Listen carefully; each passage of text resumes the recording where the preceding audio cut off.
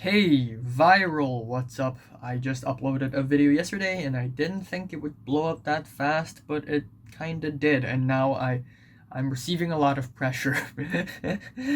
What's up? It's the Culture Detective here, investigating your favorite albums, and today, as promised, I'm going to do my top 50, nope, 60 albums of the year. Because a lot of people had already come out with their top 50 albums list, I might as well up the challenge and make it a top 60.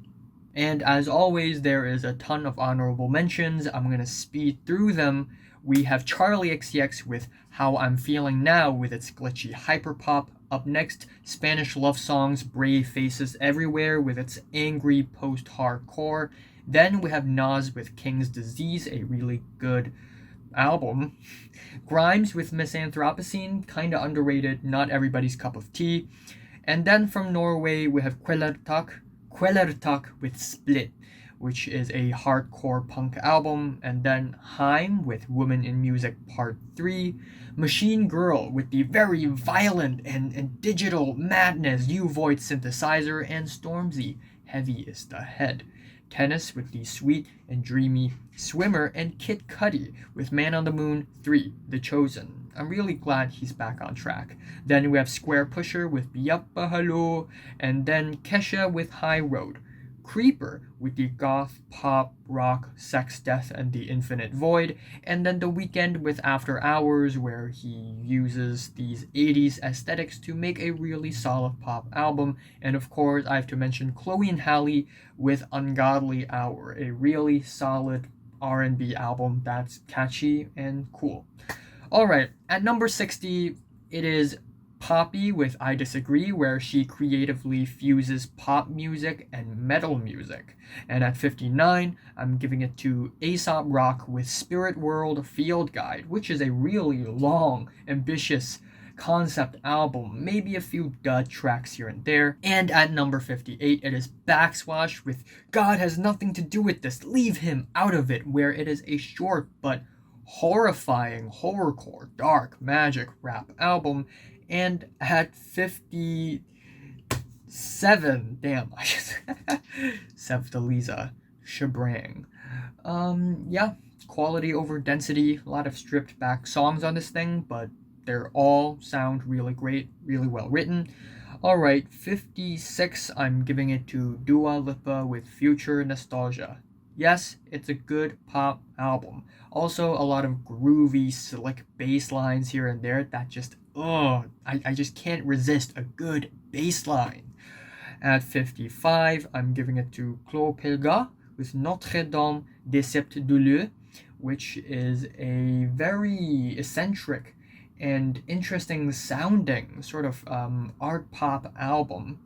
Alright, 24, what the hell? 54, I am giving it to Fleet Foxes with Shore. My man Robin Pecknold, he is back with another Fleet Foxes album, and this time he takes a more poppy and straightforward approach and resulted in a few really good, well-written tunes.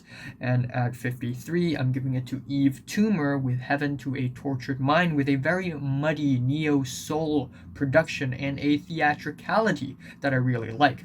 And at 52, it is Conway the Machine with From King to God, which is a very solid East Coast hip-hop album. And at 51, Horse Lords with The Common Task, which is a post-minimalist math rock album with a lot of fluctuation and nuance. Alright, now we move over to our top 50. At number 50, super underrated, AceMoMa, A New Dawn, which is a meat and potatoes drum and break electronic album with really well-produced beats that are rapid, quick, and precise. High fidelity. At number 49, I am giving it to King Gizzard and the Lizard Wizard with KG, where they sort of bring their microtonal styles onto many other different genres like country folk and Turkish house and stoner metal, and it's as eccentric and as creative and as quirky as you would expect a King Giz album to be. At 48, Lido Pimienta pays homage to her indigenous Colombian roots on Miss Colombia, and at 47, it is More Jewelry with True Opera, a rough, fuzzy post-punk no-wave album which has a lot of critiques on the socio-political climate of the USA. And at 46, it is Boldy James and Sterling Tolles with Manger on McNichols, which is a really dusty but also well-performed jazz rap album that has a lot of thoughtful lyricism. And at 45, also super underrated, damn, Toriana with Pure Fire. This thing is pure fire, really. It is pure sonic violence. It makes my ears bleed and it's so good. At 44, I'm giving it to Market with Yui, which is a really soft, dreamy, sort of laid back, kind of raw indie pop rock album. And at 43, I am giving it to Quelle Chris and Chris Keys with Innocent Country 2. It's really well produced with a lot of warm pianos, jazzy beats as well, and Quelle Chris coming back with very eclectic lyrics and a great sort of chill nasal performance. At 42, it is Denzel Curry and Kenny Beats with Unlocked. They come together for a small album, but a really solid album that has a really funny concept and also very creative beats. And Denzel Curry's performance, as always, monstrous, fearsome, and powerful. And at 41, it is King Cruel with Man Alive. But contrary to the title of the album, this album sounds really dead. It's very depressing and it's really slow. It really pains me, and in a way it's kind of good. Alright, number 40, I am giving it to Phoebe Bridgers with Punisher. Also a very slow and quiet album with a lot of very emotional and powerful and moving ballads, and occasionally an uplift track here and there. But yeah, again, great performance. I love the nuance in this album as well. And at 39, it is Undeath with Lesions of a Different Kind, which is a really solid death metal album with catchy guitar riffs, which is something that I don't see quite often in metal albums nowadays. And of course, if there's a catchy guitar riff in the middle of a noisy metal album, I love it. Alright, afterwards at 38, also a metal album, Imperial Triumphant with Alphaville, where the band kind of infuses black metal with jazz music, with drone, and with avant-garde music, and they all come together, and it sounds like one of those hip albums where people always talk about but never listens, but it's actually really good. Also, there's that Cold War industrial boom flavor to this album that makes it very interesting. And at 37, Dope Body with Home Body, which is a very uplifting, fun, playful party punk mixtape. And at 36, man, Freddie Gibbs and The Alchemist with Alfredo, where Freddie Gibbs is full of swagger on this album, not gonna lie, and the very dreamy, relaxing, and sort of soulful instrumentals on this album perfectly complement Freddie Gibbs' very muscular and very stiff performance. Together they have so much potential. Alright, 35, it is Matmos with the Consuming Flame open exercises in a group form, where the electronic duo comes out with a 3-hour-long super ambitious epic where they go over every electronic subgenres ever to exist. And it's all chopped up, it's all very chaotic, it's very experimental, and it's very interesting and very creative. At number 34, it is from Finland, Oranssi Pazuzu with Mestarin Kunsi, where they sort of elevate that black metal genre to a horror soundtrack kind of style, and it's so creative. They incorporate everything from flutes to choir vocals, and it's all really strange and weird. It's not super noisy, but it really sounds like a horror movie soundtrack. Gotta go listen to it. At number 33, Deftones' Ohms. The band is back with a really solid and somewhat dreamy and mystifying post alt rock album that has a lot of great tracks here and there with great performances, and I'm just liking it. The album cover itself is already alluring enough for me. All right, 32, super underrated, criminally underrated, Trico with Makuro, or Pure Black. Yes, the album cover is literally a black square. And yeah, it's such a great indie rock album. I mean, it's nothing that groundbreaking or crazy, but with amazing performances, amazing guitar licks, very catchy melodies, and very passionate performances, Trico stands out as a rock band. And at 31, I'm giving it to Meridian Brothers' Cumbia Siglo XXI, which is from Colombia again.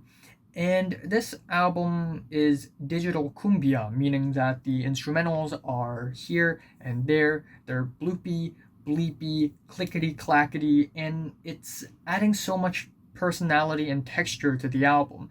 And there are a lot of quirky moments on the album that's really memorable as well. All right, number 30, I'm giving it to Code Orange with Underneath. Code Orange, metalcore band Underneath, is very electronic, very glitchy, yet it doesn't take away from the aggression and the rage and the rawness of the metalcore. The guitar riffs on this thing, they're still raging, they're still crawling, they're still very destructive, and there's more vocal performances on this album, which are actually not that bad. 29, once again, Trico had released their second album of the year, and that is 10 or Ju, and I think it's slightly better than Makuro. What can I say?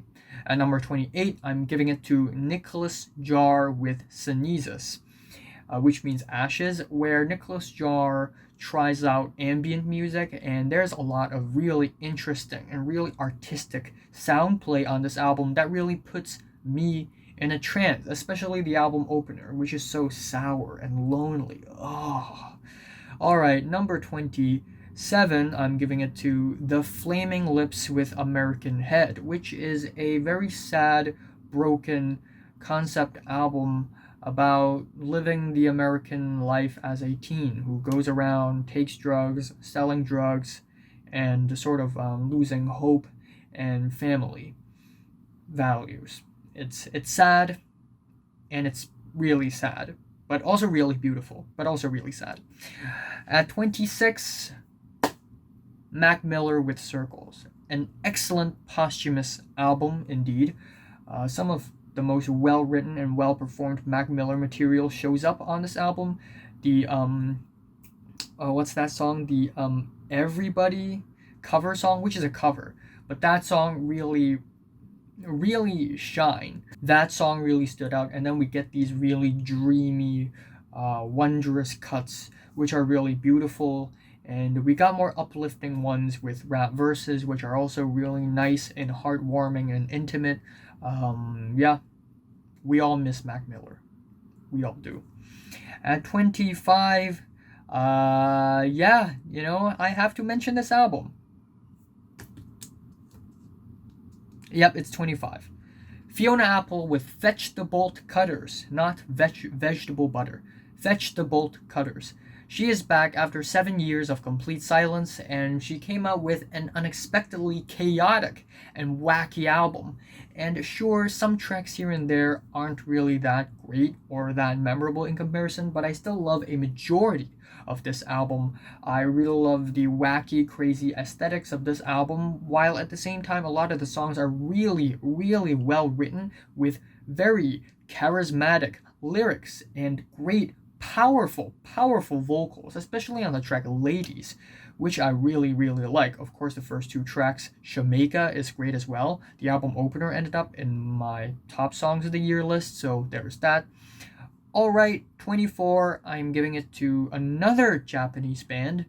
This time it's a sludge metal, drone metal band, Boris, or Boris, with No, N-O, No.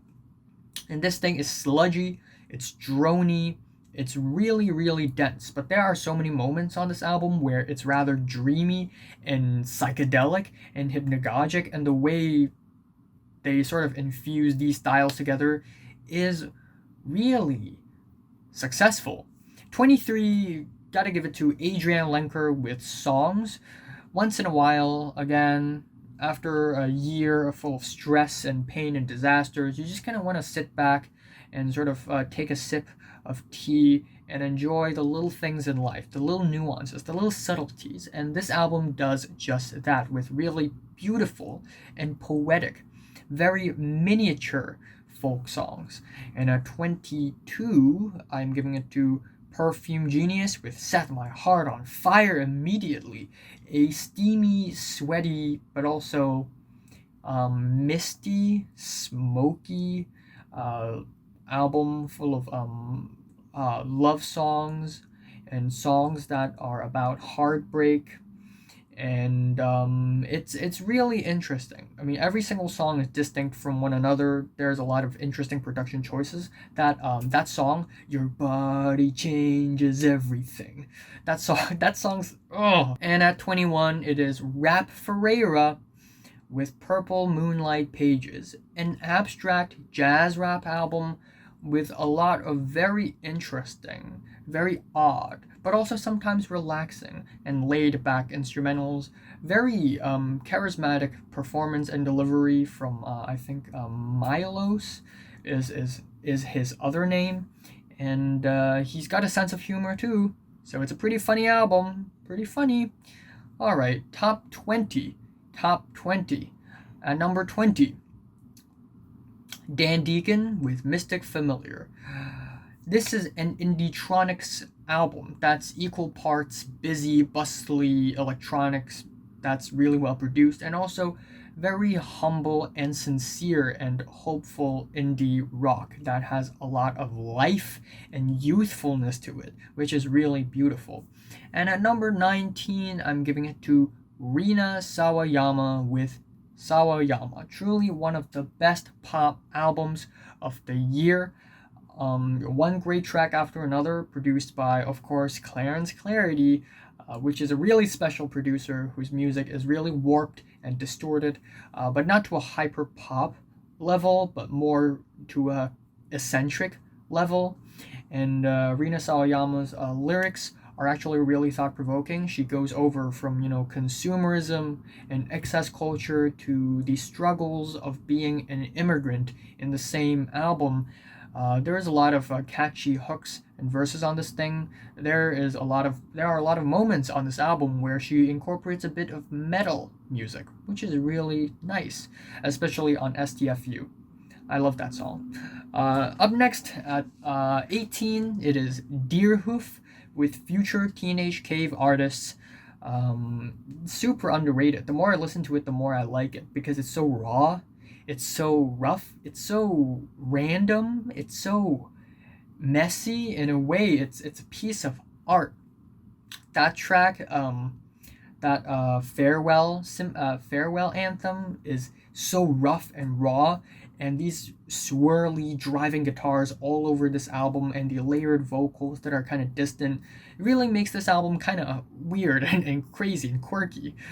Anyways, number 17, it is Laura Marling with Song for Our Children, a really heartfelt folk album where Laura Marling talks about love, but also, more importantly, her children. Song for Our Children? Song for Our Child? I think it's the former.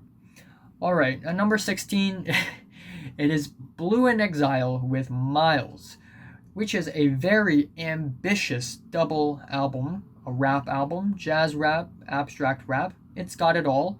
Great performances, great thoughtful lyrics, great beats and instrumentals. That one super long track where it's using these mystifying tribal, like African tribal instrumentals, that's really cool. The Feeling is a really emotional track.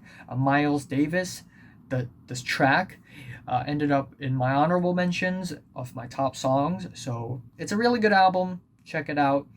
Number 15, I'm giving it to The Strokes with the new Abnormal. The Strokes is back, and they are in full glory, because this album is where they sort of return to their older, messier, fuzzier style, while at the same time sounding kind of different, sounding kind of modern, kind of updated. And man, it's just one really well written and well performed track after another, from the very memorable, humble, fun, playful opening to At the Door, which is very emotional and stripped back and kind of dark in a sense, lyrically as well. And then we got the Brooklyn Bridge track, which is fantastic. The album ending Ode to the Mets is actually not bad. And the band is just full of chemistry, full of musicianship, and I just really enjoy this album. At number 14, Nicholas Jar actually released an album even earlier this year, and that is 2017 to 2019 under the alias of Against All Logic. And this album, man, I do love an artistic micro house album sometimes. It's not as groovy and as danceable as the previous Against All Logic project, but it still has that very nuanced artistry to it that really makes it stand out from the rest of the electronic albums. And yeah, great sampling, very interesting, flavorful beats that's kind of mystifying and dreamy at times, and I just really love it. At 13, Black Dresses, Peaceful as Hell. This album is a very playful and very chaotic album that's mostly pop, but with digital industrial styles as well, which makes it so full of personality and so full of texture. Again, it's really playful and really fun. There's a lot of tongue-in-cheek, catchy melodies all over this album. Number 12, I'm giving it to Lianne La Havas with her self-titled album.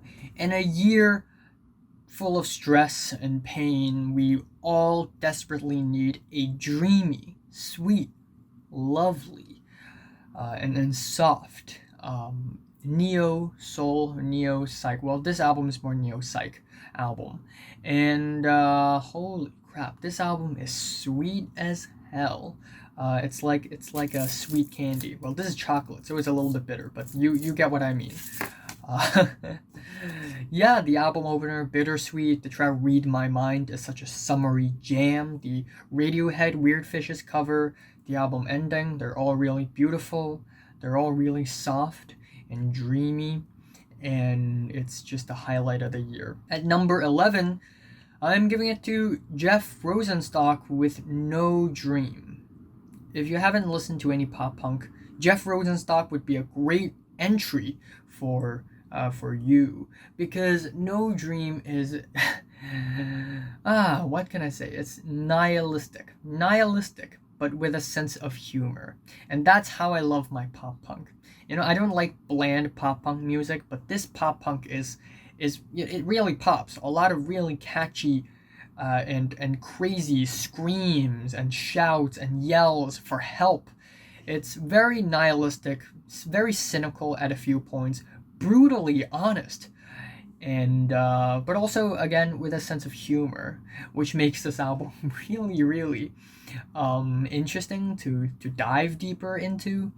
And just a lot of great tracks here and there, a lot of shorter tracks that are just pure like ragers, barn burners.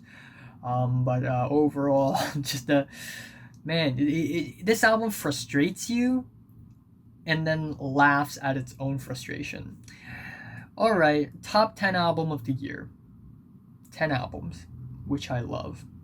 Number 10, Natalia Lafourcade, Un Canto por Mexico, Volume 1.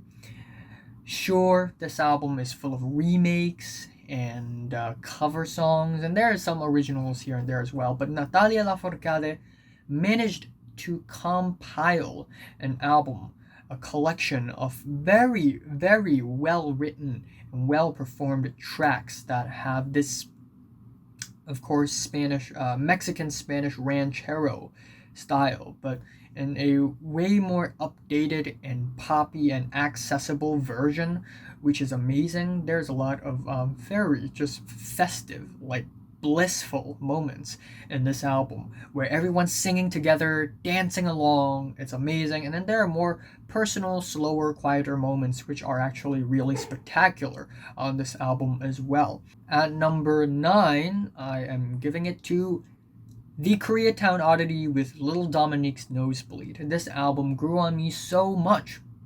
I didn't even like it all that much at first, but it just gets better and better and better because this is one hell of a creative hip hop album, and I love myself some creative hip hop albums. Not only musically is it so great, I mean, we got skits and interludes all over this album, but they all transition smoothly to the tracks really well, and they all tie into the central theme of the album really well. This album is almost autobiographical, where Dominique, the rapper, sings about and raps about his 2 car crashes, his 2 car accidents that changed his life forever, almost bringing him to a near-death experience twice. And not only that, even though there are personal moments on this album, there's also a lot of humorous and funny moments in the album, which is really enjoyable. Of course, the instrumentals, there are some really bubbly and fun tracks like Weed in LA, and then there are tracks with more abstract and weirder beats, which are also really good. There's a lot of beat switch and tempo changes all over this thing, and they're all really amazing, really well produced. I'm really enjoying it. At number 8, I thought I hate country music when I finished listening to Sam Hunt's Southside, but actually there is good country music, proven by Chris Stapleton with Starting Over, where on this album, he does country music, yes, but it is as versatile as it gets. Of course, there are very southern flavored barn burners and ragers on this album. There are sweeter, more heavenly and heartwarming gospel style tracks on this album that I really like as well. There are very quiet and emotional cries for help on this album as well. The track Cold is one of my favorite songs of the year. It is an incredibly sad heartbreak album. There's a lot of heartbreak lyrics on this album as well, but they're all tackled in a really raw and realistic way. It's really easy to relate to them without the lyrics sounding cliche or trite at all. Chris Stapleton really flexes his vocal muscles on this album as well. Vocal muscles? Because his singing is really good, really expressive on this album. And there are a lot of heartwarming moments on the album as well. That song where Chris Stapleton sings about his dog, Maggie, is really beautiful and lovely. And yeah, it also has a really nice, sweet ending. That's also a little sad, which is cool. Alright, number 7. Yay, I'm done with this page. Yay, number 7. Given that I'm a hardcore Gorillaz fan, of course, Gorillaz with Song Machine Season 1 Strange Times. Hell yeah. Hell yeah. While, yes, this album is a little bit all over the place conceptually and thematically, usually Gorillaz, they make concept albums, but still, there are so many great songs on this thing. We got the New Order worship track, Aries, which is, very New Order-y, but still really good. What can I say? The track Désolé featuring Fatoumata Diawara is really lovely as well. Momentary Bliss, easily one of my favorite tracks of the year. We've got Strange Times, which is really danceable and strange and icy and chilled with Robert Smith's vocals, which is fantastic. The Lost Chord is really underrated. Beck actually landed a really good feature on this thing. Elton John and Black on the same track, and it actually works. What the heck?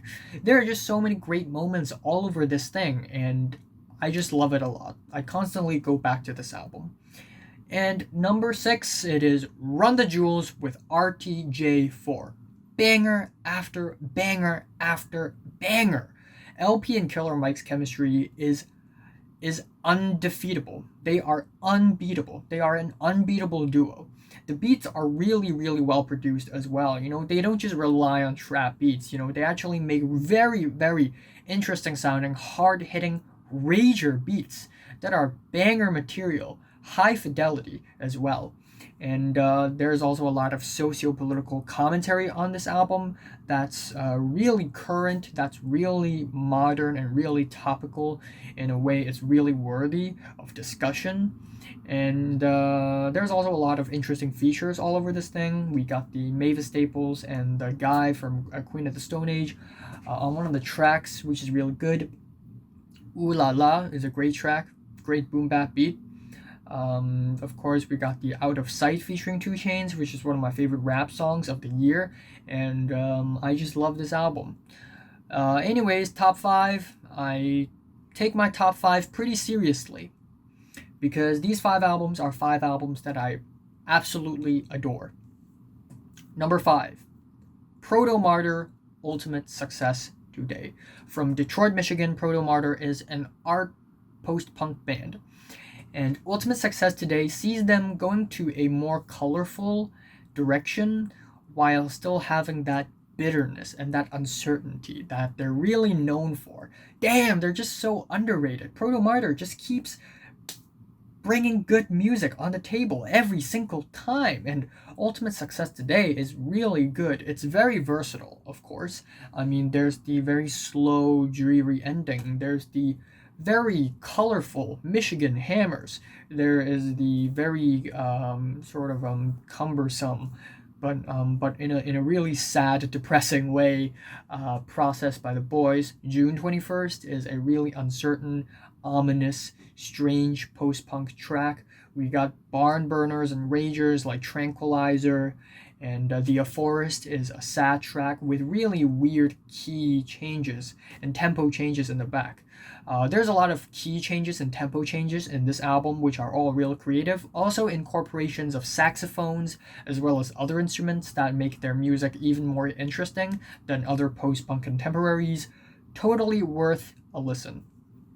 At number 4, an album that's so damn good, so damn quirky, so damn eccentric, I can't resist. HMLTD with West of Eden. British gothic flavored pop rock band, West of Eden. What can I say? This thing is just as flamboyant and as out there and as idiosyncratic as it gets. It's got the very glamorous pop rock disco groovy tracks like Satan, Luella, and Die, the country flavored trap excursion that is To the Door, the very intense and spicy spoken word intro. We got the kooky guitar crazy track Joanna. The album ending, the second last track, Blank Slate, really sounds like the end of the world. We got a really catchy love song that is Nobody Ever Stays in Love. The track Death Drive really sounds like a death drive with really sort of quiet verses, and then it explodes at the chorus, which sounds lethal and intoxicating. This album just oozes with charisma and eccentricity left and right, and it's just so fascinating. Number 3, I'm giving it to Jessie Ware with What's Your Pleasure. Jessie Ware is a British singer, songwriter, and this album is packed with catchy disco jams. And it's way more than that as well. Of course, you got the very alluring performances, the very dreamy and very enchanting magical beats and grooves that are very catchy and danceable. But also there's the fact that this album almost captures a vibe, a time, a snippet in musical history where disco is all the rage back then, and this album almost transports people into this realm of dance and disco, and it's so groovy, it's so luxurious, it's so enchanting, it's really irresistible, and it's amazing, it's beautiful. At number 2, I am giving it to Again, I totally didn't expect myself to like this album this much, but it is Aobaichiko with Adan no Kaze. This album is even more magical than the Jessie Ware album, in my opinion. It's even more magical, but on a totally different level. I don't speak Japanese, by the way. I know a few phrases, but I'm not Japanese, and nor do I know how to speak Japanese. But I get the idea from listening to this album that I am a man in pain, or a person in pain for that matter. I'm sick of the boring, painful life that I'm living every day. One day, I, as the listener of the album, decided to leave my town, leave my city. I'm gonna get on a small boat and I'm gonna row in the hopes that I'm gonna find a magical island that's gonna bring me happiness and bring me joy and remove all my stress and painful memories. And this entire album is that journey. And the album ending, which is very fittingly titled The Birth of the Island of Adan, is the exact track where I have finally found that island. And this entire album is the process of that. I mean, the first actual track is Pilgrimage, and it's also very fitting. It's like, okay, I'm about to set off. I'm about to leave my home on a journey to find the island. And this is exactly what this album is for me. And it's just doing things for me. It just hits me. Of course, I'm a little sad that Seabed Eden didn't end up on the album. That track is actually my favorite track of the entire year. But yeah, this album still managed to move me emotionally and hit me in a way that not a single other album did. This album is really quiet. It's chamber folk, and a lot of the pianos and guitars on this album are really, really slow and quiet and beautiful and poignant. The silence in this album is deafening. There's also a lot of interludes, which slides from one track to the other, which is really smooth and natural. And the whole album is just an experience for me, an almost spiritual experience for me. I just love it a lot. But yeah, I guess I have to move on to my number one favorite album of the year. Clipping, Visions of Bodies Being Burned. Candlesticks in the dark, visions of bodies being burned. Candlesticks in the dark, visions of bodies being burned. Oh my goodness, it's so good! This album, damn! So Clipping is an experimental hip-hop trio, and no, they're not. But they make really interesting rap music, and they are so underrated. It's actually kind of infuriating. The frontman is David Diggs, whom a lot of people know as, is it Thomas Jefferson and Lafayette and Hamilton? But no, he's actually the rapper for Clipping for quite some time already. And they make very interesting rap music in that the instrumentals are hi-fi. They're very digital. They're very electronic manipulated, and they're very, very creatively produced. Like they don't just use like sample beats and sort of extend upon them. Like they would sample car sounds and pens clicking, nuts and bolts. They would sample this and sample that, and it's so creative. The beats are really irregular as well. They experiment on different time signatures, especially on this album. And on top of that, this album is a horrorcore album, meaning that the narrative, the concept of the album is horror movies. I mean, they also released a similar album last year, but last year it's more like a horror soundtrack album.